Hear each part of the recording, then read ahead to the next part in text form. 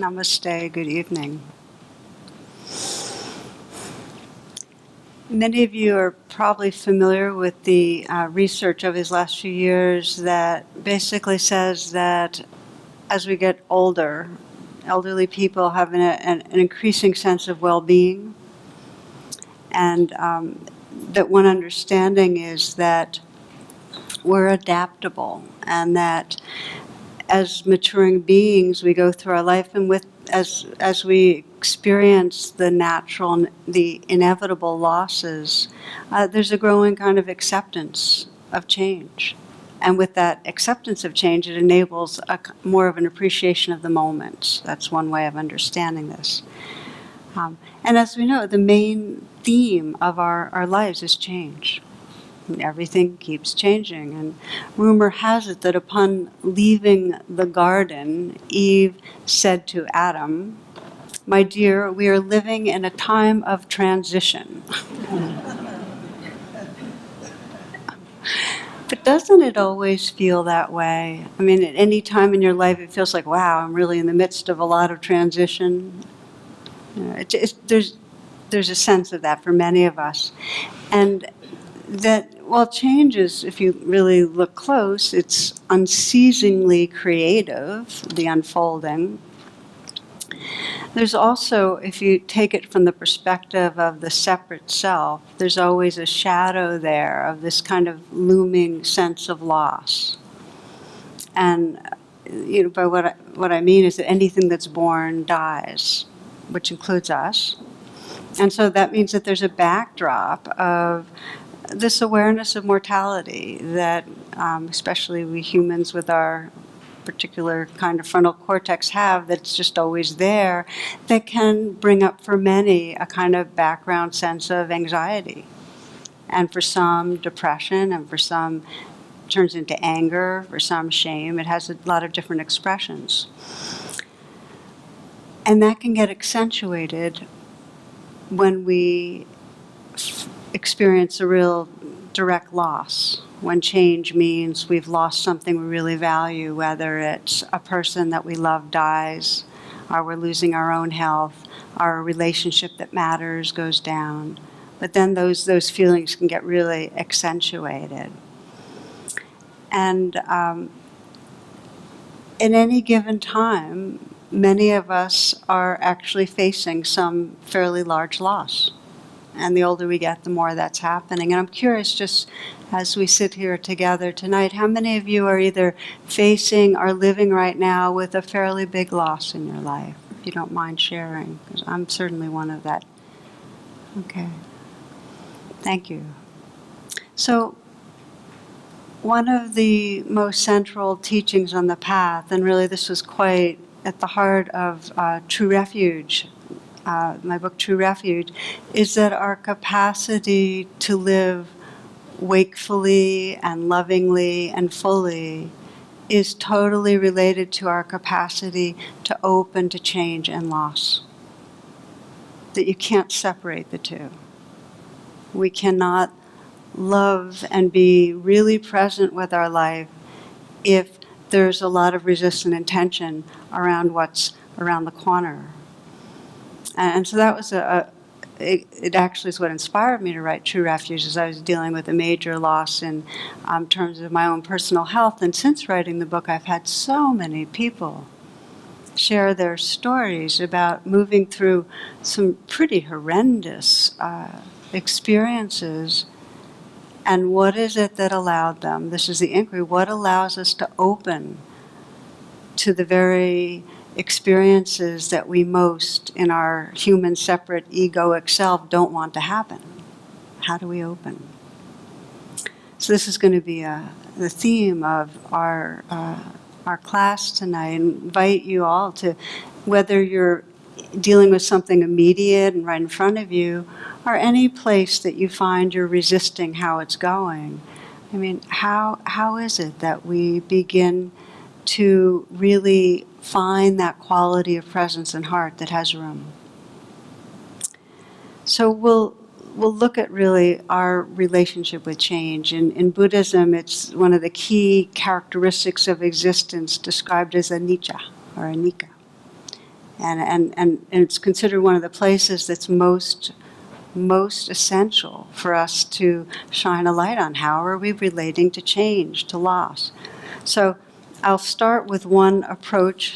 Somebody sent me this a bit ago that's a little on the light side. And this is a very great Spanish sea captain was walking on around a ship, and a soldier rushed to him and exclaimed to him that there was an enemy ship. He says, "Enemy ship, it's approaching us." And so the captain very calmly said to the soldier, "Go get me my red shirt," which he did. So the enemy ship comes, and there's a heavy round of fire exchange, and the Spaniards win. And the soldier, congratulates the captain and said, "But how come the red shirt?" And he said, "Well, if I bleed, I didn't want, the other soldiers to see it, because then they'd lose hope." Just at that moment, another soldier runs up and says, "Sir, we just spotted another 20 enemy ships." And the captain very calmly replied, "Go bring me my yellow pants."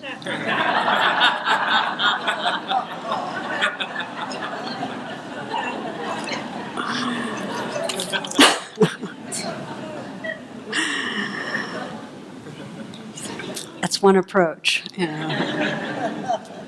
So from an evolutionary perspective, there are two major modalities that we can think of from which we, really meet the changes that come our way.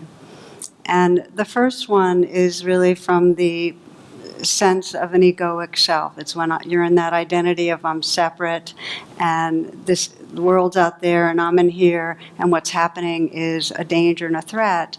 And the approach then is to control.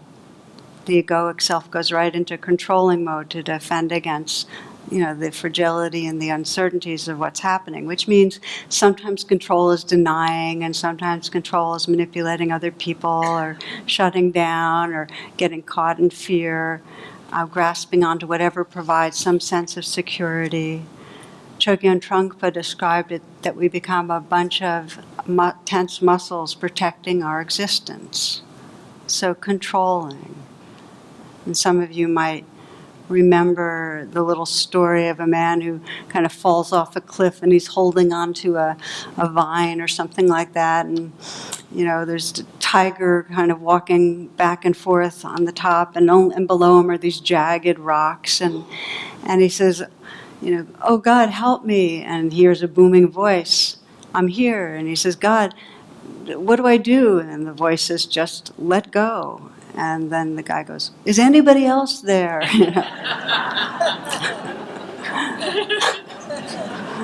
But you get the idea that it's the last thing, that when we're feeling, this egoic self feels threatened, the last thing we can do is let go, is drop our control strategies. So controlling life is the one mode.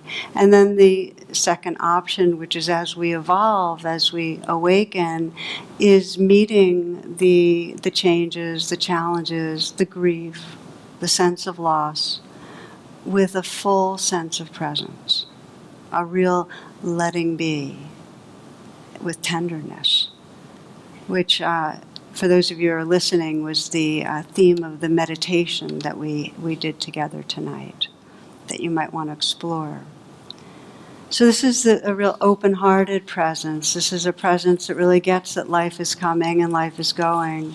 And one of my favorite teachings on it came from Ajahn Chah, who's a forest monk in the Theravada tradition, and he holds up a glass, and he says, "Do you see this glass?" He says, "I love this glass."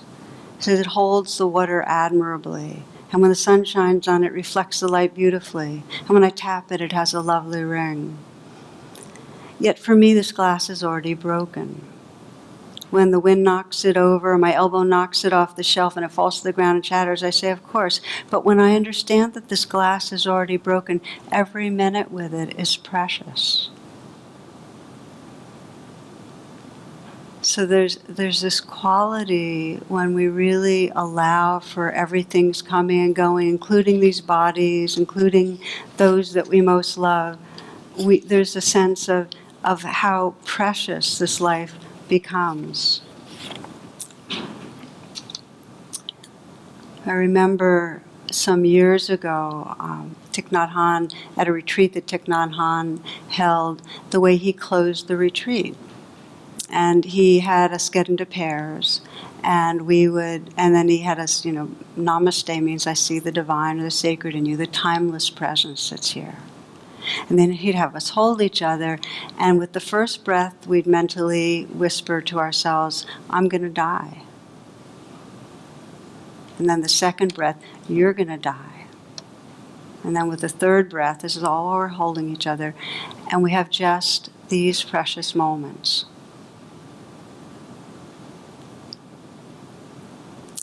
So when we're awake and allowing the truth of impermanence, there becomes a quality of cherishing that's possible.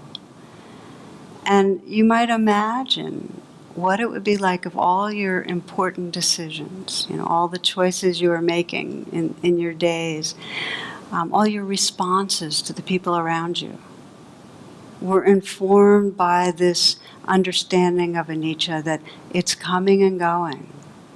I'm going to die. You're going to die. If that remembrance was there, what life would be like.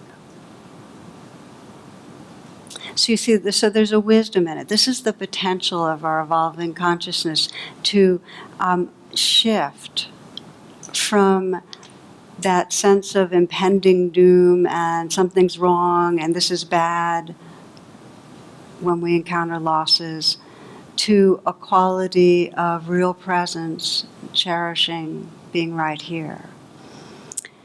And the first step that we'll be exploring together is to become mindful of how we go about controlling, because we flip into it really quickly. And we do the controlling for sure when really big things come up, when we sense, oh my God, I'm going to lose this person in my life, or my health is going, we try to fix things. And it's natural, by the way, and it's important that we do what we can, but we over-control. So can we begin to see how we over-control, how many moments, it's not just when big things are happening, how many moments there's a sense that around the corner something bad's going to happen. How many of you have noticed that sense of just or it's around the corner?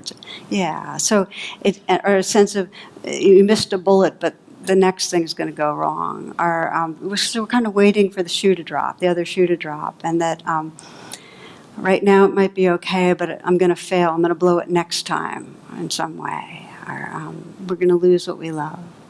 So there's a way in which we move through life wired to feel insecure, and then wired to control so bad things won't happen. And we get hooked in it. And there's tension in our body, and it becomes like an armoring that we wear. And we could try to control things by losing ourselves in our thoughts. And if you notice you're obsessing, that's part of controlling.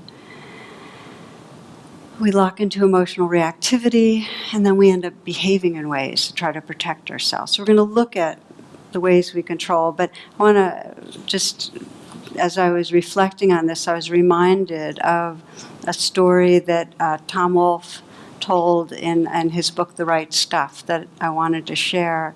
He describes how during the 1950s, elite military pilots would do a lot of experimental flights with planes at altitudes where the ordinary rules of aerodynamics no longer apply.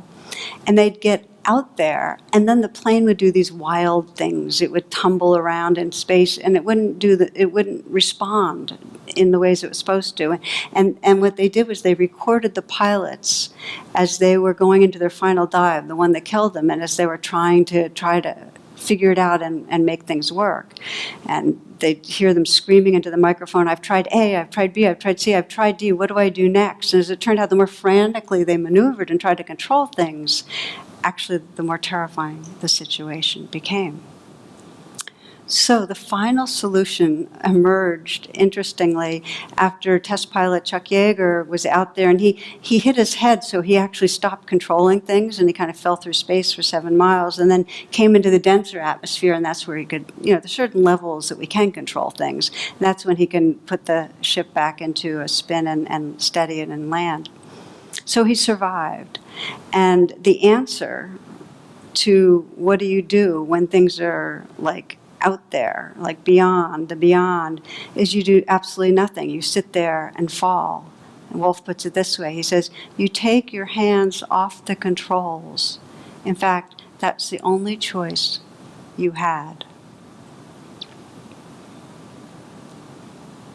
Okay, so this is a little bit of our guiding theme for this exploration, is that we begin to notice that we habitually overestimate the domain we can control. Every one of us. There's a very narrow band that we actually can manage, and even that, when we're trying to manage it, doesn't always come out so well, because often that we think that we can manage other people. That causes trouble. Some of you might remember a mother's preparing pancakes for her son. Kevin's 5, Ryan's 3. The boys are arguing over who gets the first pancake, and the mother saw an opportunity for a moral lesson.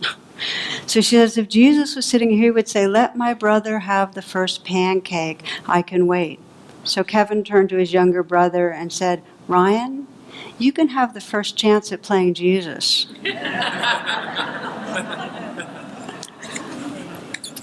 So we learn to manipulate. So that's the first area. And it's seemingly, we can get away with it some, but we know that in the long run, what does that do to relationships? So we overestimate the domain. And one of the ways that you might think about it is the domain of, aging, sickness, dying, the domain of how other people act and treat us. Can't really control it. So we begin to start recognizing what are our strategies. And our strategies, our common ways of controlling, are the ones that we do in daily life. It's not just when we're out beyond the normal dense atmosphere. We do them all the time. And I'm going to name some, and I just invite you to reflect on what are your ways of trying to manage things that you know intuitively, if you're being honest with yourself, it's over-controlling. Okay? And the reason it's so important to recognize is because in the moments that we're controlling, we're not able to access the very qualities of heart, of compassion, and of presence that actually can give us freedom in the midst. And if our habit is to control, our habit is not to access our own strengths and resources. So one way of controlling that's chronic for most of us is being busy. And I don't mean being engaged and productive in a wholesome way. I mean the busyness that we know about. It comes from, there's a mantra that goes with the busyness, which is, there's not enough time. So there's the underneath busyness, if we really stop, and if you pause in the middle of busyness, the giveaway that it's a false refuge, that it's a control strategy, is if you pause, you're going to feel in your body a restlessness and an angst that feels really uncomfortable, and you just want to get busy again. Okay. There's an article I read recently that had Ruben Nallman. He said, are you twired? T-wired, twired, simultaneously tired and wired. How many of you have noticed that combo, twired? Can I say it? Yeah. I think it's a great word. And what happens is twired comes out of that. We have this kind of angsty feeling like something's wrong and it's around the corner, I got to do something about it. So it's hyperarousal, hyperactivity, and then we get exhausted. And so, but then, we don't really sleep well, so we go into our day, but then that arousal gets us really wired again, so we're twired. Okay? We don't know how to truly rest. We don't know how to take our hands off the controls. Even when there's ostensibly no major problem, And we know how to kick back, as in dull our minds and watch TV or go online or something, but we don't know how to rest. Do you know what I mean by rest?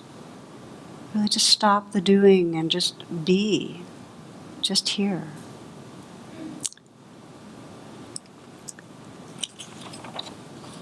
The Tibetans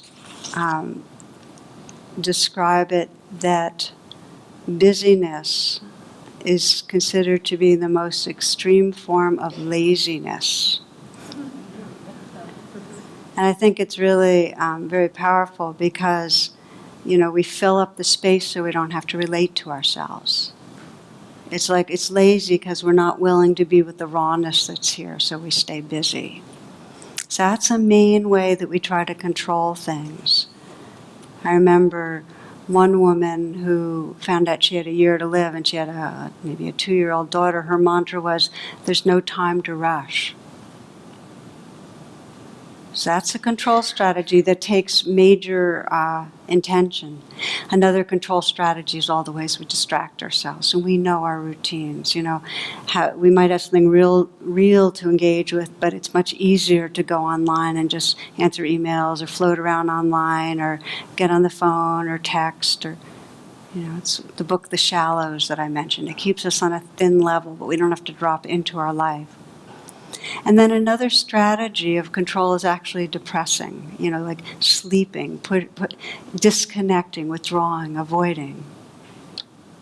Our control strategy is food. And again, it's not like we're being bad people, just to recognize it. Recognize that the way we eat is to soothe, and so we don't have to feel the rawness of experience.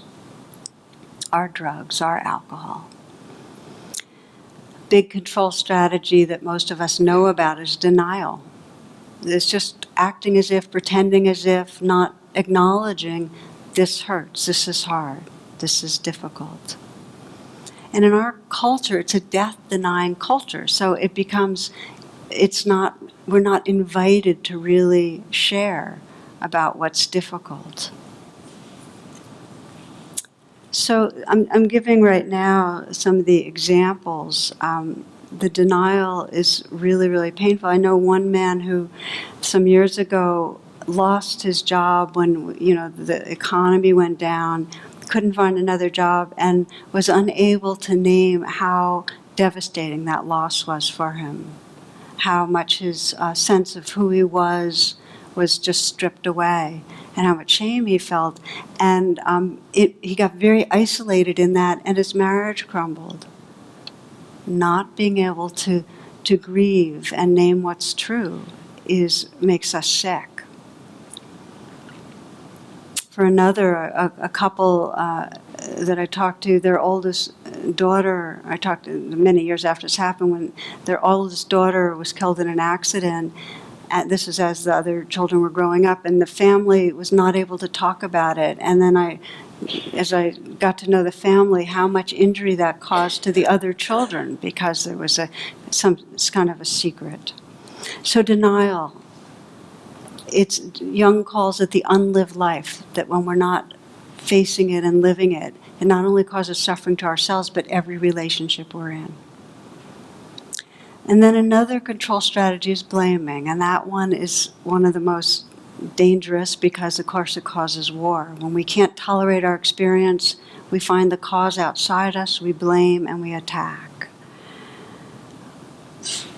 For one couple, they lost their teenage son to leukemia, and there was so much pain for the mother that she, in some way, was blaming her husband for not doing enough to save him. And she knew it was irrational, but she couldn't help it. And that broke up their marriage. I'm trying to give you examples of this just to get a feeling. These are examples that are in the realm of when there's been extreme loss, but we do the blaming even when there's not extreme loss, when we just feel uncomfortable. And then, of course, we blame ourselves. And that's another control strategy. Rather than feel what's there, we think we're going to try to make things different by controlling ourselves into being a different person. Okay, so these are the ways we have the hands on the control. How do we begin to take the hands off the control? you can't will yourself. You can't will yourself to open to the grief or to open to the fear that's here. But there can be a kind of willingness where it's your intention to recognize the control strategies and open into what's actually happening. And we're going to spend the rest of our time exploring how, when we're kind of caught and we're facing loss or living with loss, do we begin to take our hands off the control and open to what's here.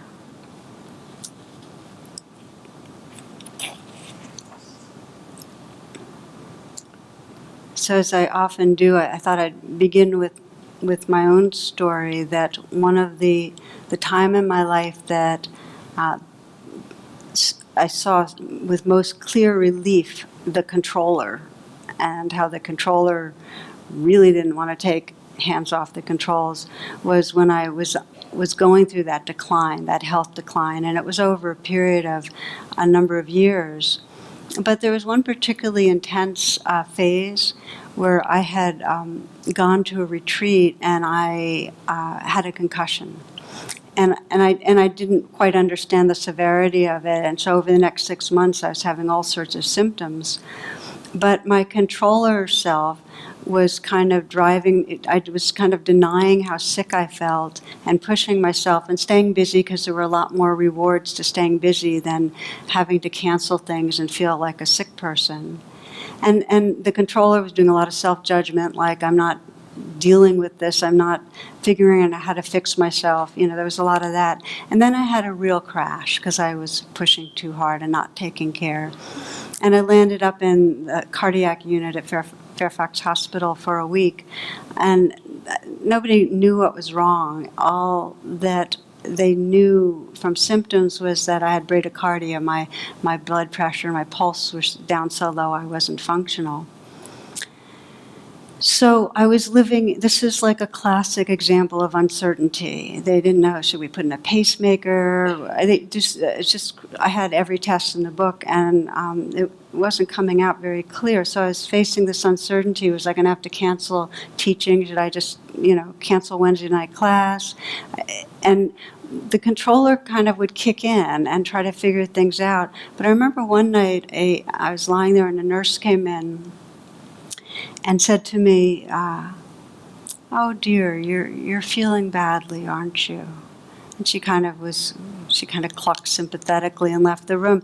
But there was something about somebody else saying, "Oh, just that simplicity of you're feeling badly," that softened me. And it's like that part of me that was denying and trying to say, just kind of went to the side, and I was able to begin to touch the fear and the uncertainty.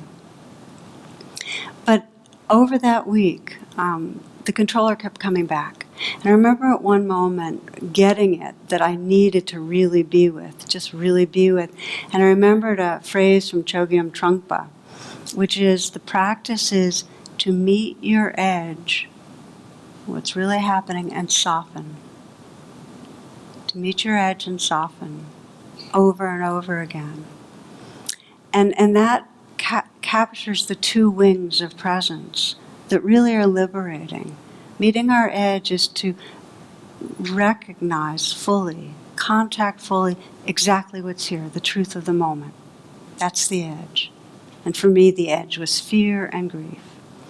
And the soften is, meet it with the space that's tender. Soften with it. Let there be heart. Okay, so mindfulness, really contacting, being with, and heart.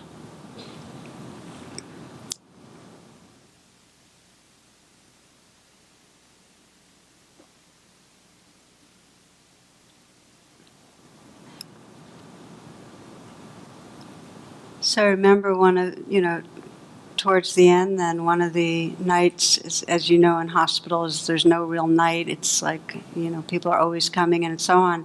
Really being there with the intensity of the fear and just saying, okay, meet this and soften, meet this and soften.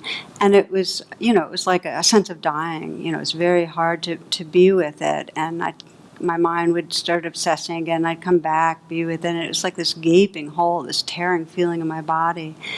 And I could sense that what that fear place most needed was like that nurse, oh dear, this is hard. So I did what I often do. It's okay, sweetheart. I offered that to myself. And that dropped into grief. The fear dropped into underneath that grief, and I just kept letting go into it, softening into it, until there was a shift. And the shift, the best way I can describe it, was from the controller that was trying not to feel something and trying to think things through, to just becoming this tender space. It's like this vast tenderness that was what I was. This enlarged sense of belonging, like it is belonging to the whole. And to say it honestly, the very next day I recontracted, but it was easier to meet my edge and soften. It became more and more familiar that I just didn't know what was going to happen. And I kept taking my hands off the controls and resting in something larger, and that was a refuge. But I had to learn the way there by doing it over and over. So my purpose in sharing this story of, when you're encountering loss, is that it requires both wings. To say, okay, I'm going to open to the grief, open to the fear, and not bring a tenderness to it. We can't do it. And I think of it like an ocean and waves, that when the waves are really strong, we have to have some remembrance of the oceanness in order to be with them. Otherwise, it's too hard. The ocean is that loving presence. It takes practice. One woman who I've been in touch with, her controller self led her into a drug addiction that was really pretty horrendous. But she's in recovery, and over these last years, she's been really practicing presence and practicing self-compassion a lot. And just recently, she lost her mom. And she sent me an email. And in the email, she said, sometimes I'm numb and I'm cut off, and other times, it's horrendous waves of grief and sorrow. But there's some quality of letting it be there and letting it be okay that I've learned that's given me the space for it. That's just today. So sometimes when the fear and grief are really strong, and it could be other experiences too, there's too much contraction to be able to even offer ourselves compassion. We're too regressed. And at those times, we really need to know how to reach out in order to grieve. We need to be able to mourn. Every one of us faces losses, and if we don't mourn them, if we can't really enter into our body and let that happen, we don't end up loving again fully. So one woman, this is another kind of story example, and this one I shared in True Refuge. In fact, a lot of what I'm sharing in this class is from True Refuge. This was a woman in our community who had breast cancer and it metastasized, and we worked together closely. She really wanted to draw on the Dharma and how to take refuge as she moved towards her death. And her controller didn't want to let other people down. Her controller didn't want to share her pain with others because she wanted to be a model for how you can go through dying by taking refuge. So here she was trying to be a good spiritual person. That was another way of controlling. And so when we met, one of the times she said she was very much feeling afraid and lonely, and she could feel that, but it was really hard for her to admit to her world really how hard it was, because she had this notion that if you're spiritual, you don't get real fed up. She said, she says, sometimes I have no faith. It's like I just feel exhausted, confused, scared, and lonely. That's not being a good spiritual person. One day, she was at home, and her friends would bring her food and so on. And I remember she described how it happened that her friend Anna came to deliver food, and she was lying curled up in bed in a lot of pain, and she didn't want Anna to know she was awake because she had been crying, and she just wanted to take care of it herself. So she heard the door shut and let herself start really weeping. And then Anna climbed into the bed and kind of curled around her and just held her. She had thought Anna had left, but she had actually been in the room. That was the first time she really let herself weep and realized how much that in order to grieve, she needed to feel held. We need to know our belonging. So for her, the practice went on, and we worked together. I said, if you could feel that part of you that most wants to be held, what's it saying? And it's saying, please love me. Those were the words she kept saying. So her practice was to, say, please love me. And I asked her, well, if you could imagine what you want most to be loving you. She said, well, it's my mother. And her mother died years ago. I said, okay, say the words and sense that you can really imagine your mother loving you. And so that's what she would do. She would say, please love me. And she'd sense her mother's energy, this like warmth and light enveloping her, taking care of her. She started letting this practice go so deep that she could do it to, in her mind, to friends, to trees, to plants, until she was actually, whoever she was with, she was actually letting in love. She was letting in the world's love. And she described it that she felt the whole world loving her and it dissolved her, so it was just love that was loving her. And she was that loving presence. In other words, when we really let it in, the self that's holding a barrier and trying to protect ourselves dissolves, and then we become that love. She said that when you accept your dying, it's not hard to feel one with God. That was her realization. That when she really accepted it and felt the grief and let in love, she realized she was one with God.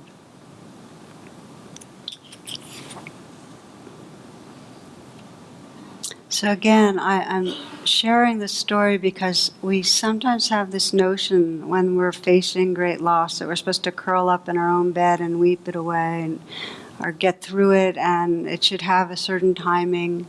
It has no certain timing. We need others. It's not like it's going it alone as a sign of strength. It often reinforces this egoic self that actually feels like it's supposed to be doing things a certain way, rather than dissolving that self and letting us feel the connection we're longing for. There's been a lot more research recently on the power of relationships to heal. And now there are healing circles for those that are grieving in hospitals when people get first diagnosed with cancer. There's healing circles for people that are grieving great losses. I also think of it in terms of Joanna Macy bringing together people so they can grieve and feel their despair for the earth. Because, again, we kind of hold it in our own little bubble, and it's almost like when we let other people say what they're grieving, it helps us to open to what's in us. When our hearts break fully open, we become a tender openness. So I'm spending time on this tonight because we often make loss and death and sickness a bad thing.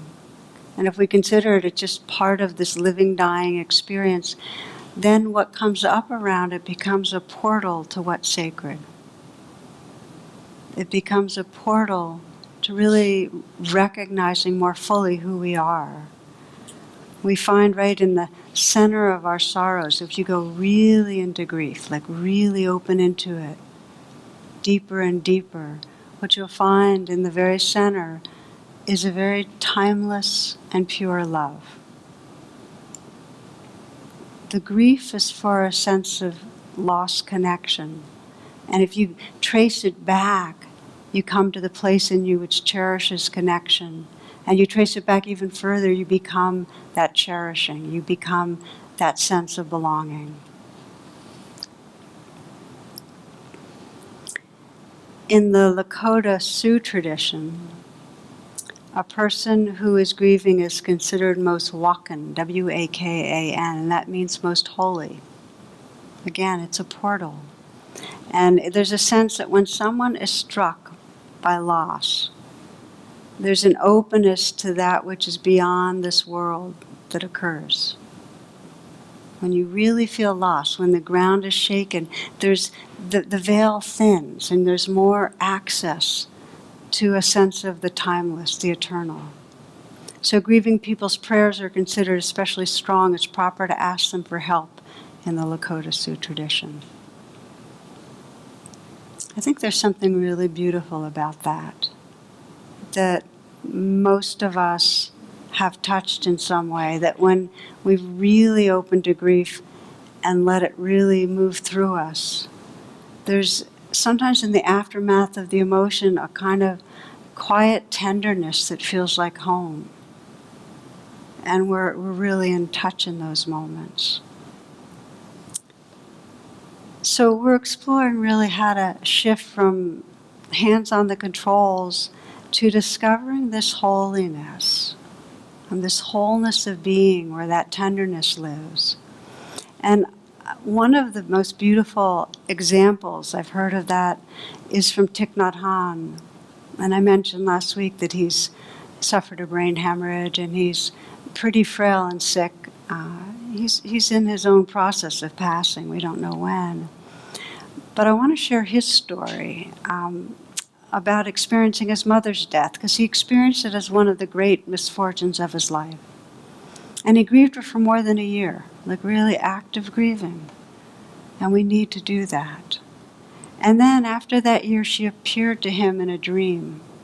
And in it, they were having this wonderful talk, and she was young and beautiful. And he woke up in the middle of the night and had the distinct impression that he had never lost his mother, that she was alive in him. And then he stepped outside his monastery hut and began walking among the tea plants, and he still felt her presence by his side. And he says so beautifully, she was the moonlight caressing me as she had done so often, very tender, very sweet. And continuing to walk, he sensed that his body was a living continuation of all his ancestors, and that together he and his mother were leaving footprints in the damp soil. Some of you may have had this experience of, I was actually with somebody earlier today, and his teacher, Agwenka, died a few months ago, and he said it's like there's the idea that he's died, and I can't have the contact I've had. They were very close, but I can feel him in me. I can hear his voice. I can sense the teachings. I can sense who he was inside me. That's more true than anything else. There is something timeless that is still here. Again, Thich Nhat Hanh, he says, this body is not me. I am not caught in this body. I am life without boundaries. I have never been born, and I have never died. Over there, the wide ocean and the sky with many galaxies all manifest from the basis of consciousness. Since beginningless time, I have always been free. So smile to me and take my hand and wave goodbye. Tomorrow we shall meet again, or even before, we shall always be meeting again at the true source, always meeting again on the myriad paths of life.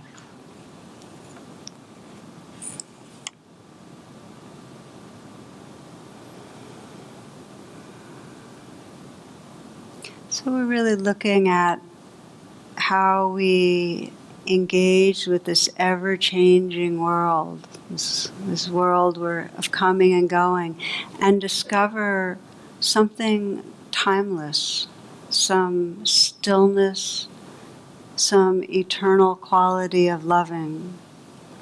But I think it's really important to say that for most of us, the grieving is slow. It has its own organic stops and starts and so on. And it's gradual that it's over time that we start sensing that shift from really acutely missing a person to sensing their presence. I'd like to share with you the poem that is probably my favorite poem about this process of grieving, and it's by John O'Donohue, and it's called For Grief. There are days when you wake up happy, again inside the fullness of life, until the moment breaks and you are thrown back onto the black tide of loss. Days when you have your heart back, when you're able to function well, until in the middle of work or encounter suddenly, with no warning, you are ambushed by grief. It becomes hard to trust yourself. All you can depend on now is that sorrow will remain faithful to itself. More than you, it knows its way, and will find the right time to pull and pull the rope of grief until that coiled hell of tears has reduced to its last drop. Gradually, you will learn acquaintance with the invisible form of your departed. And when the work of grief is done, the wound of loss will heal, and you will have learned to wean your eyes from that gap in the air and be able to enter the hearth in your soul where your loved one has awaited your return all the time.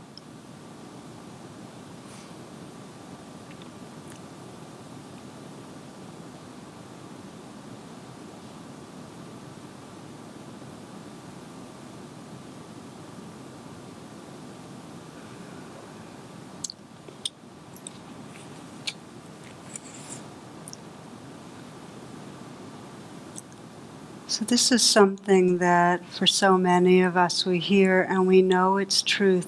And it has not just to do with the loss of a dear person. It has to do with all our moments, that we get attached to life being a certain way. And when it doesn't go our way, we fixate on what's wrong. And if we can, over time, just let ourselves feel the discomfort, the pain, the fear, the hurt, and feel it with honesty and with tenderness, we find that what we long for is always right here. The love that we long for, if we bring enough presence to the moment, we discover that loving presence right here. The peace we long for, we think we can go chase after it in some way or make things different. But it comes when we relax the controlling and rest right here, just rest. There's a reflection that's often used in workshops and trainings to awaken us to impermanence, because we so much want to turn away and control things. And in that reflection, we're invited to consider several people who are dear, that are with us now, and just witness our experiences as we face the truth that can be gone in any moment. And let ourselves feel that. Why bother? Well, there's a reason that we purposefully let ourselves get in the habit of turning towards loss. And that is because we're so habituated to pulling away that it takes a willingness to look. And it takes a willingness to look and then to really bring those two wings of presence, to open to what actually happens inside our bodies and our hearts, and to soften, meet our edge and soften. And the fruit is that we discover two dimensions of awareness that are really the fullness of who we are. And one dimension I've been mentioning, as we open to these changing currents, we discover that which is really still and unchanging. As Sogyal Rinpoche puts it this way, he says, if everything changes, then what is really true? Just consider that if everything changes, you might close your eyes for a moment. If everything changes, every moment, everything changing, then what is really true? Is there something beyond the appearances, something boundless and infinitely spacious, in which the dance of change and impermanence takes place. So one dimension is there's this, we can intuit this kind of openness that everything's happening in, the stillness that a life is unfolding from. If you think of the waves in the ocean, there's this vastness here. And then when we let ourselves feel that and open to the waves, like if right now you just open to what's right here, you can begin to discover the possibility of a profound tenderness.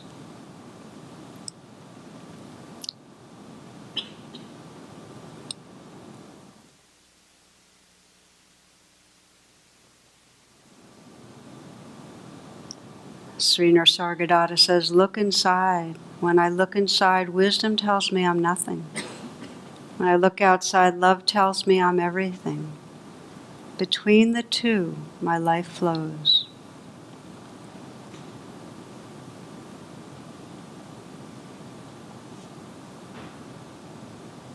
So we sense that in our life there's these inevitable losses, and that the possibility is if we bring a presence and a kindness to the places of loss, we discover loving presence as our very essence.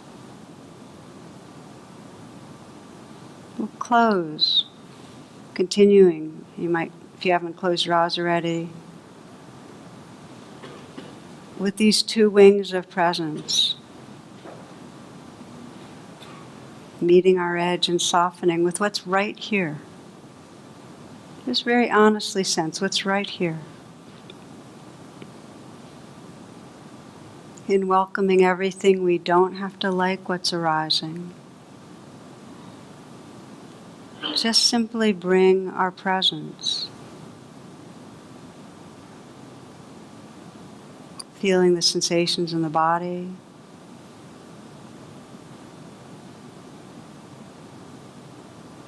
Whatever emotions are here right now, including numbness, disconnect. Just let everything be as it is.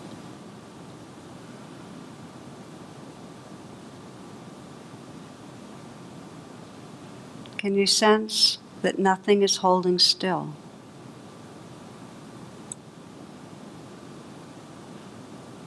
Just as the seasons keep rolling and changing, everything in our subjective experience is in motion. Sounds, sensations, vibration. What happens if you really say yes to the flow? Completely allow it to be as it is. Surrendering into the flow.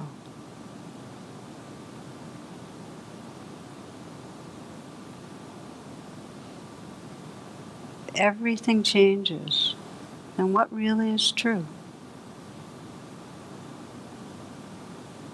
Can you sense in the background a stillness, an openness that everything's arising from, dissolving into?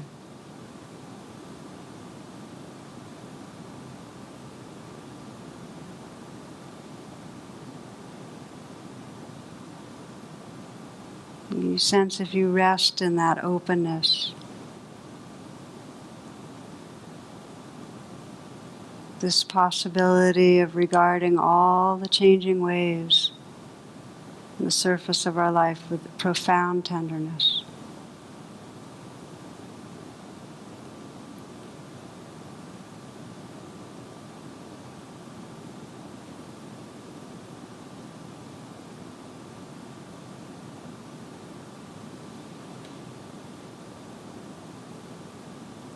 We close with a simple prayer of loving kindness. May we each be blessed to meet our moments, these changing moments, including the great losses, with the tenderness and presence. Letting our hearts be broken open and becoming that open tenderness. May all beings everywhere discover that love and that presence, which is their very essence. Namaste, and thank you.